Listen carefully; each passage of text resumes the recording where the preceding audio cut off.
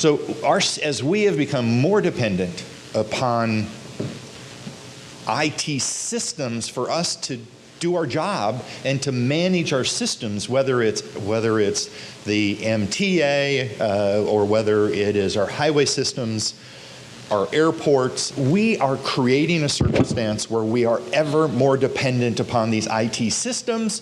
And I'm willing to challenge you all as to how much you've really thought about that.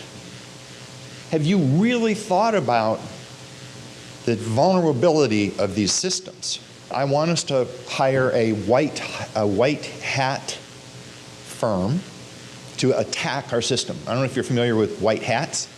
They're the good people you hire that try to break into your system. And then they tell you what vulnerabilities you have. And I said, I want MVA first. That's the first one. So, and you don't tell MVA that we're doing this.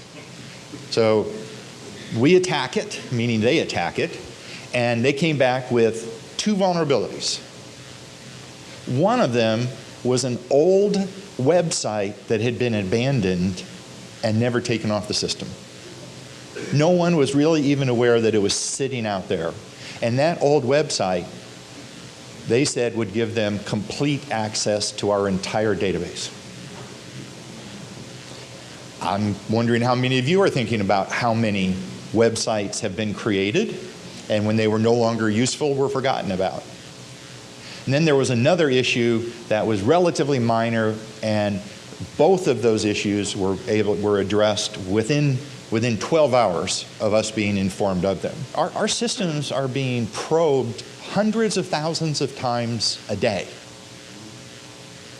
They are trying to get into our system as well as everyone else's. And currently it just takes one employee to open up the email that they don't know who it's from and say, the one that says, thank you.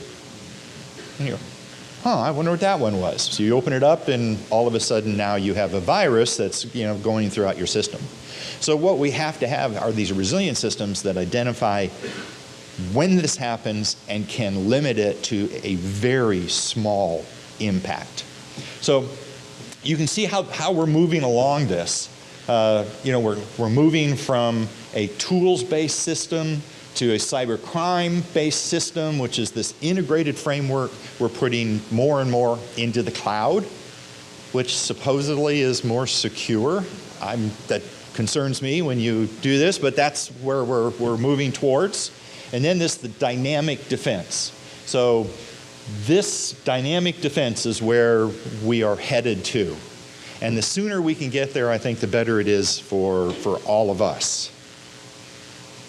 So our plans are between 2019-20, that time frame, we will have an integrated dynamic cyber defense in place.